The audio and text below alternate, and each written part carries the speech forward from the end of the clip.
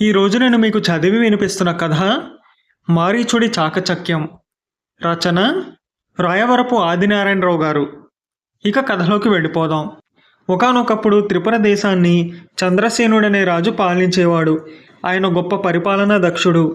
రాజ్యంలోని నగరాలకు, గ్రామాలకు అధికారులను నియమించడమే గాక ప్రతి 4 ఏళ్లకు అధికారులను మార్చుతుండడం ఆయన పద్ధతి. అంతేకాక అధికారులపై ఫిర్యాదులుంటే ఎవరైనా రాజును స్వయంగా కలుసుకుని చెప్పుకోవచ్చు. త్రిపుర దేశంలో ఐరావతం అనే గ్రామం ఉన్నది. ఆ గ్రామస్తులందరూ విద్యాధికులు, తెలివైన వారు, సమర్థులు. చంద్రసేనుడు ఆ గ్రామానికి విలంబుడనేవాణ్ణి అధికారిగా పంపాడు. విలంబుడు అహంకారి, అందరి మీద అధికార దర్పం చూపేవాడు. అన్ని పనులు ప్రజల ఇష్టప్రకారం కాక తన ఇష్టప్రకారం జరగాలనేవాడు. ఐరావతపుర గ్రామస్తులకు విలంబుడి పనితీరు నచ్చలేదు. వాళ్ళందరూ కలిసి తమలో తాము చర్చించుకుని సుబాహుడనే వాణ్ణి తమ నాయకుడిగా ఎన్నుకున్నారు. సుబాహుడు గ్రామస్తుల తరపున విలంబుడితో మాట్లాడేవాడు. వాడు గ్రామస్తుల నాయకుడని మొదట్లో కొంతకాలం విలంబుడు గౌరవించాడు. సుబాహుడు నిక్కచ్చి మనిషి, ముక్కుకు సూటిగా మాట్లాడేవాడు. విలంబుడిలో తప్పు ఉంటే అది చెప్పడానికి జంకేవాడు కాదు. దాంతో విలంబుడిలో మరింత అహంకారం రేగింది. సుబాహుడిని పలు విధాల ఇబ్బంది పెట్టడం ప్రారంభించాడు. ఇలా కొన్నాళ్లు జరిగాక విలంబుడు సుబాహుడికి గ్రామ బహిష్కార శిక్ష విధించాడు. ఇది తెలియగానే ఊరందరూ ఒకటై సుబాహుడి వెనక నిలిచి విలంబుడు గ్రామం విడిచిపోవాలన్నారు. విలంబుడు సైనిక సహాయం కోసం రాజుకు కబురంపాడు. విషయమేమిటో తెలుసుకోవాలని చంద్రసేనుడు స్వయంగా ఐరావతపురం వచ్చాడు. ఆయన జరిగింది తెలుసుకుని విలంబుడిని మందలించాడు. విలంబుడు భయపడి తన తప్పు ఒప్పుకొని ఇక ముందు బుద్ధిగా ఉంటానన్నాడు. సుబాహుడు అందుకు అంగీకరించలేదు. విలంబుడి స్థానంలో కొత్త గ్రామాధికారిని నియమించమని వాడు పట్టుబట్టాడు. విలంబుడిని 4 సంవత్సరాలకు నియమించాను. ఇప్పటికీ 2 సంవత్సరాలే అయింది. గడువు కాలం పూర్తయ్యేదాకా అతన్ని కొనసాగనివ్వండి అని చంద్రసేనుడు గ్రామస్తులకు చెప్పాడు. సుబాహుడు దీనికి బదులుగా గ్రామస్తుల తరపున, ప్రభు, విలంబుడు చేసిన తప్పులు అధికారంలో ఉన్నవారు చేయతగ్గవి కాదు. గ్రామంలో అందరం విద్యాధికులం కాబట్టి అతడికి ఎదురు తిరిగాం. చాలా చోట్ల గ్రామస్తులు ఇలాంటి అన్యాయాలు సహించి ఊరుకుంటున్నారు. తమరు విలంబుడిని క్షమించి విడిచిపెడితే అధికారంలో ఉన్న వారందరూ పట్టుబడేదాకా ఇలాంటి తప్పులే చేసి వినోదిస్తారు. పట్టుబడ్డాక క్షమాభిక్ష కోరి మళ్ళీ పదవిలో కొనసాగుతారు. అధికారులు తప్పు చేయడానికి భయపడాలంటే తమరు విలంబుడిని గ్రామాధికారి పదవి నుండి తొలగించండి అని చెప్పాడు.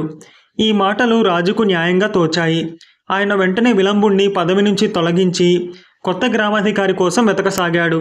అయితే ఐరావతపురం గురించి విలంబుడు చాలా దుష్ప్రచారం చేశాడు. దానితో అక్కడి ప్రజలు దుష్టులని, ప్రమాదకారులని భయపడి ఆ గ్రామానికి అధికారిగా వెళ్ళడానికి ఒక్కరూ అంగీకరించలేదు.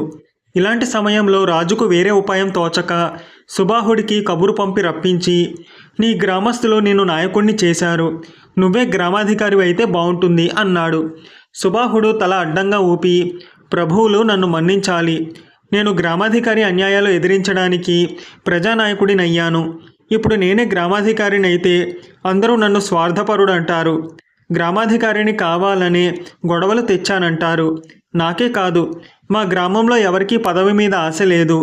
మమ్మల్ని తప్ప మరి ఎవరిని అధికారిగా నియమించినా మాకు సమ్మతమే. అధికారి నియమం తప్పాడా నేను అతడికి పక్కలో బల్లెంలా ఉంటాను అన్నాడు. రాజు వాడి నిస్వార్థపరత్వాన్ని మెచ్చుకుని పంపేశాక మహారాణికి దూరపు వరుసలో తమ్ముడు వరుస అనిపించుకునే మారీచుణ్ణి కలుసుకుని, నిన్ను ఐరావతపురానికి గ్రామాధికారిని చేస్తున్నాను. ఆ గ్రామస్తులకు సుబాహుడనే నాయకుడున్నాడు. అతడితో మంచిగా ఉన్నావంటే నీకే ఇబ్బంది ఉండదు అని చెప్పాడు. ఈ మారీచుడు విద్యాధికుడు, తెలివైనవాడు, సమర్థుడు. వాడికి పదవి వ్యామోహం లేదు. కానీ రాజు చెప్పడంతో తప్పనిసరి అయి ఒప్పుకున్నాడు.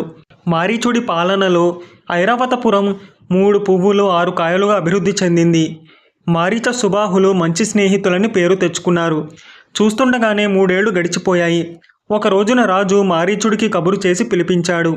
ఆయన వాడితో, నీ గడువు ఏడాదిలో ముగుస్తున్నది. కొత్త గ్రామాధికారిని ఎన్నిక చెయ్యాలి. 6 నెలలు గడువిస్తున్నాను.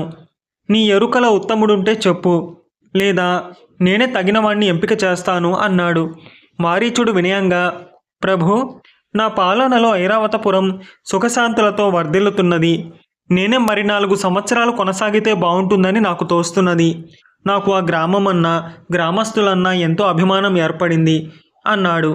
చంద్రసేనుడు అయిష్టంగా తల ఊపి, ఒకప్పుడు నీకు పదవీ వ్యామోహం లేదు. కొన్నాళ్ళు పదవిలో ఉండేసరికి నీకు దాన్ని విడిచిపెట్టడం మనస్కరించడం లేదు. ఇది ఉత్తముల లక్షణం కాదు. ఈ 4 సంవత్సరాల నియమాన్ని నేను ఖచ్చితంగా పాటిస్తాను అన్నాడు.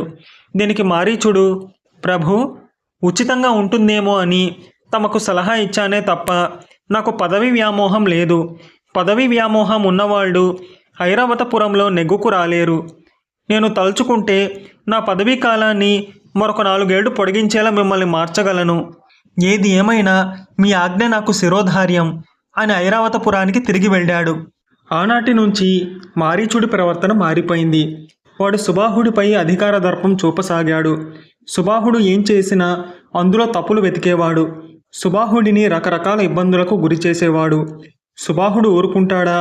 వాడు సరికి సరి అన్నట్లు ఉండేవాడు. గ్రామస్తులను మారీచుడిపైకి రెచ్చగొట్టేవాడు. అయితే మారీచుడు మాత్రం గ్రామస్తులందరినీ బుజ్జగిస్తూ మర్యాదగా మాట్లాడేవాడు. ఒక్క సుబాహుడి పట్ల మాత్రమే వాడి ప్రవర్తన విపరీతంగా ఉండేది. చివరకు విసిగిపోయిన సుబాహుడు రాజుకు ఫిర్యాదు పంపాడు. రాజు ఐరావతపురం వచ్చాడు. సుబాహుడు ఆయనకు మారీచుడిని పదవి నుంచి తొలగించమని చెప్పాడు. మారీచుడు చేసిన తప్పేమిటి అని అడిగాడు చంద్రసేనుడు. నేను ప్రజానాయకుడినన్న అక్కస్సుతో నాతో అమర్యాదగా ప్రవర్తిస్తున్నాడు అన్నాడు సుబాహుడు. మారీచుడు దీనికి సంజాయిషీ ఇస్తూ, ప్రభు, తను ప్రజానాయకుడినన్న అహంకారంతో సుబాహుడు దురుసుగా ప్రవర్తిస్తున్నాడు. అతడికి తగ్గట్టే నేను ప్రవర్తిస్తున్నాను. అది వ్యక్తిగతం. ఇతరులెవరితోనైనా నేను దురుసుగా అమర్యాదగా ప్రవర్తించినట్లు రుజువులుంటే వెంటనే పదవి విరమణ చేయగలను అన్నాడు. చంద్రసేనుడు విచారణ జరిపిన మీదట మారీచ సుబాహుల సమస్య వ్యక్తిగతమని తేలింది. మీరిద్దరూ మంచివాళ్ళు, సమర్థులు. మీ ఇద్దరి మధ్య మనస్పర్ధలుంటే దాన్ని మీ మధ్యనే ఉంచుకోండి. గ్రామాన్ని మాత్రం ఇబ్బందుల పాలు చేయకండి అని చంద్రసేనుడు ఇద్దరికీ హితువు చెప్పాడు. అప్పుడు మారీచుడు, పొరపాట్లు ఇద్దరి వల్ల జరిగాయి. నా తప్పు నేను సవరించుకుంటాను. ఇక ముందు ఇలాంటిది నా వల్ల జరగనివ్వను అన్నాడు. సుబాహుడు కూడా అదే మాట అన్నాక రాజు మారీచుణ్ణి ఐరావతపుర గ్రామాధికారిగా మరొక 4 సంవత్సరాలకు కూడా నియామకం చేసి వెళ్ళాడు. చంద్రసేనుడు రాజధానికి చేరుకున్నాక విషయం తెలుసుకున్న మంత్రి, ప్రభు, కోరి అడిగినప్పుడు మారీచుడి మాట కాదన్నారు. అప్పట్లో మారీచుడు ఎటువంటి తప్పు చేయలేదు కూడా. ఇప్పుడు అతడు తప్పు చేశాడు. తప్పు చేశాడని విలంబుడిని పదవి నుంచి తొలగించిన తమరు తప్పు చేసిన మారీచుడి పదవీ కాలాన్ని పొడిగించారు. ఇందుకు కారణం అతడు తమకు దూరపు బంధువు కావడమేనని పౌరులు పొరబడే ప్రమాదం ఉంది అని హెచ్చరించాడు. మంత్రి మాటలకు చంద్రసేనుడు నవ్వి, విలంబుడు గ్రామస్తుల పట్ల తప్పు చేశాడు, అధికారాన్ని దుర్వినియోగం చేశాడు. అందువల్ల అతడి తప్పు క్షమించతగ్గది కాదు. విలంబుడి దుష్ప్రచారం వల్ల ఐరావత గ్రామ పౌరులకు చెడ్డపేరు వచ్చింది. ఆ గ్రామానికి అధికారిగా వెళ్ళమంటే అందరూ నిరాకరించారు. మారీచుడిని నేను బలవంతంగా పంపాను. మారీచుడు సమర్థుడు. అక్కడి పౌరులను త్వరగా ఆకట్టుకున్నాడు. గ్రామానికి మంచి పేరు తెచ్చాడు. ఆ కారణంగా గతంలో అక్కడికి వెళ్ళనన్న వారందరూ ఇప్పుడు అధికారిగా వెళ్ళాలని తాపత్రయపడుతున్నారు. అంతమంది పోటీ పడుతూ ఉండడం వల్ల మారీచుడి పదవీ కాలాన్ని పొడిగించకూడదనుకున్నాను. కానీ మారీచుడు చాలా తెలివైనవాడు. అసలు విషయం గ్రహించి ఎంతో చాకచక్యంగా గ్రామంలో లేనిపోని గొడవలు సృష్టించాడు. సుబాహుణ్ణి రెచ్చగొట్టాడు. ఐరావతపురంలో కలతలు మొదలయ్యాయి. దాంతో అక్కడికి అధికారిగా వెడతామన్న వారందరూ వెనుకంజ వేశారు. ఇప్పుడు మారీచుడికి పోటీ లేదు. నానుమానం సుబాహుడు ఇందులో మారీచుడికి సహకరించి ఉంటాడని. ఏది ఏమైనా గ్రామాధికారి పదవీ కాలం 4 ఏళ్లు మాత్రమేనన్న నియమం అసంబద్ధమైనదని ఇప్పటికీ తెలుసుకున్నాను. అవివేకి, అసమర్థుడు, గ్రామ ప్రజలకు కీడు కలిగించేవాడు అయిన అధికారి 4 ఏళ్లు కాదు కదా, 4 వారాలు కూడా అధికారం చలాయించడానికి అనర్హుడు. అలాగే వివేకి, సమర్థుడు, ప్రజలకు మేలు చేయగల అధికారి 4 ఏళ్లు కాదు కదా, జీవితకాలమంతా అధికారిగా ఉండడానికి అర్హుడు అన్నాడు. మంత్రి వెంటనే, ప్రభు, నా సందేహాలన్నీ తొలగిపోయాయి. మారీచ సుబాహులిద్దరికంటే తమరే ఎక్కువ తెలివైన వారని నాకు తోస్తున్నది అన్నాడు మెప్పుకోలుగా. మీకు కనుక ఈ కథ నచ్చితే లైక్ చేయండి. మీకు తెలిసిన వారికి షేర్ చేయండి. మీ విలువైన అభిప్రాయాన్ని తప్పకుండా కామెంట్ చేయండి. నా ఛానల్ని సబ్స్క్రైబ్ చేసుకోండి. పక్కనున్న బెల్ బటన్ని యాక్టివేట్ చేసుకోండి. నేను పెట్టే కొత్త వీడియోస్ మీకు నోటిఫికేషన్ రూపంలో వస్తాయి.